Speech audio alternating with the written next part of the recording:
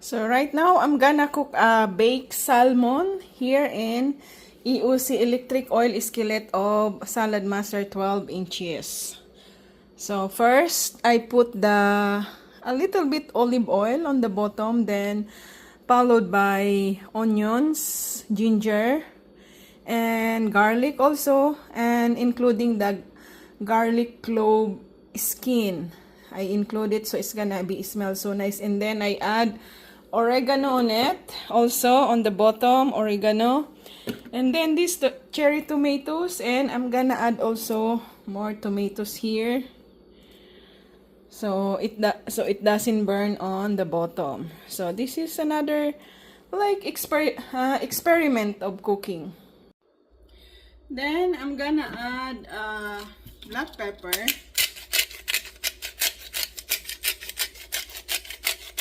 Because I want bottom and the top of salmon, it's gonna be, it smells and more delicious.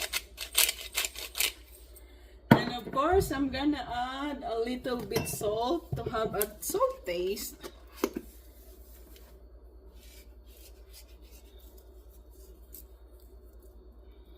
That's it. Then the fish. So now I have to cut the salmon. I will cut these 3 pieces. It was frozen. I have to defrost it first so I can marinate at least 15 minutes. But I'm gonna marinate here already in.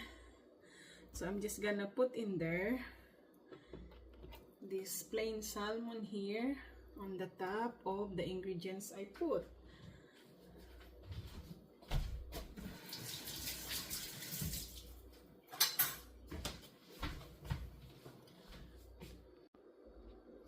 So now I'm gonna add a little bit salt, so at least it's not gonna be tasteless. Sometimes I use salt, guys, just a little bit of salt.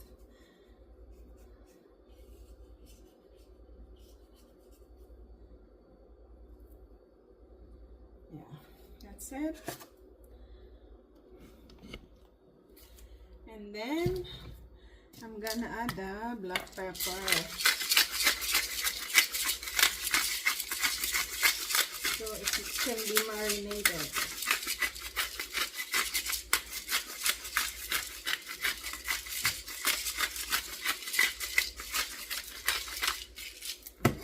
And then I'm gonna add the onions and ginger. Excuse me.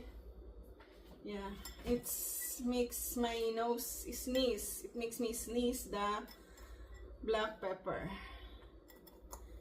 So just put all of this. And then I'm gonna add the mayonnaise. Excuse me guys. Sorry.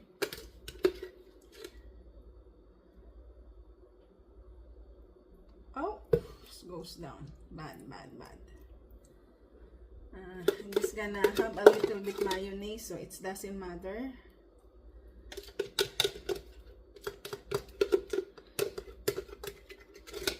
If you don't have mayonnaise, guys, it's okay. If you don't have mayonnaise, you don't have to add mayonnaise. Mayonnaise is just like to be like creamy, the taste.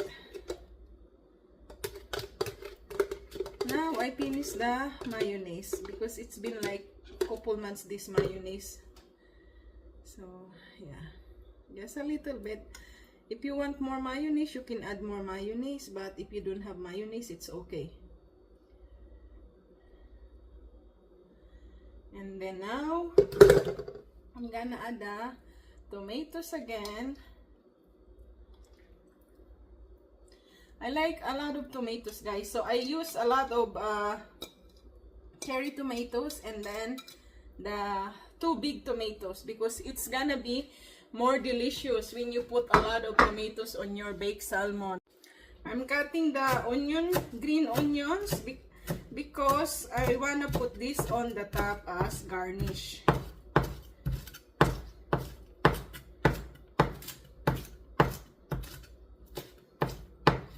So we went to the farmer's market yesterday to Vancouver Washington to buy some, you know, the local farmers veggies. So that's why we got these green onions big. So now I'm gonna add a little bit turmeric. Turmeric is good for your joint pains and anti-inflammatory. And then I'm gonna add another oregano again, so it balances the taste on the bottom and on the top. And then I'm gonna put the garnish on the top. The green onions. So it's gonna be very healthy.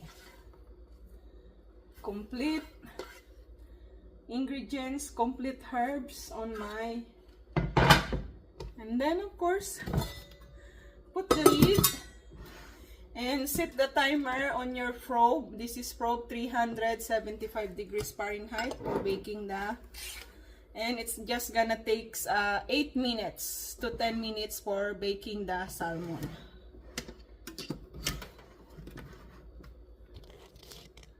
There you go. And guys, I have a carrot leaves. It's rich in iron, so I'm gonna add also this one because I don't wanna throw this. I don't wanna be wasted. We bought also organic carrots yesterday with leaves. I almost forgot. I supposed to cook minestrone, but I guess I'm gonna do that tomorrow, not today, because I wanna cook the salmon. It's I think it's 1 month already, the salmon in the freezer, so I don't want to be like stuck for over a month the salmon. That's why I want to cook this. And carrots leaves, guys, rich in iron. You can garnish to your salad, but you know, it doesn't taste really good. That's why if you garnish in your salad, use only a little bit. I don't want to eat this like this. I tried once, but you know, the taste is, I don't like, so I'm just gonna cook this. So more vegetables on my baked salmon, rich in iron, good for the body, not nutrition. There you go.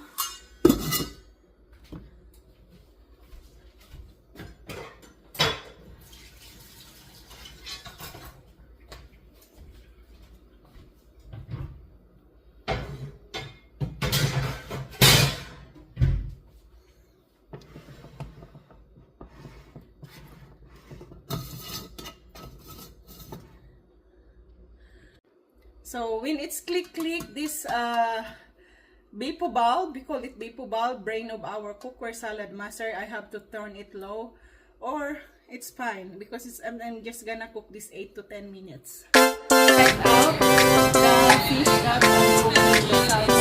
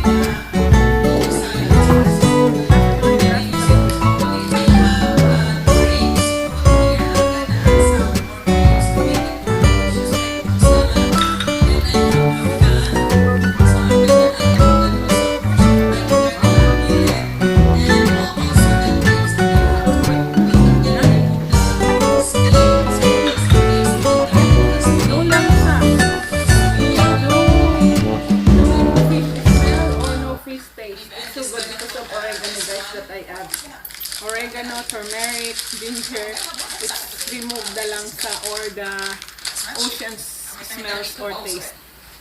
So good, it's like pizza. Thank you guys for watching. I really appreciate it. Bye bye.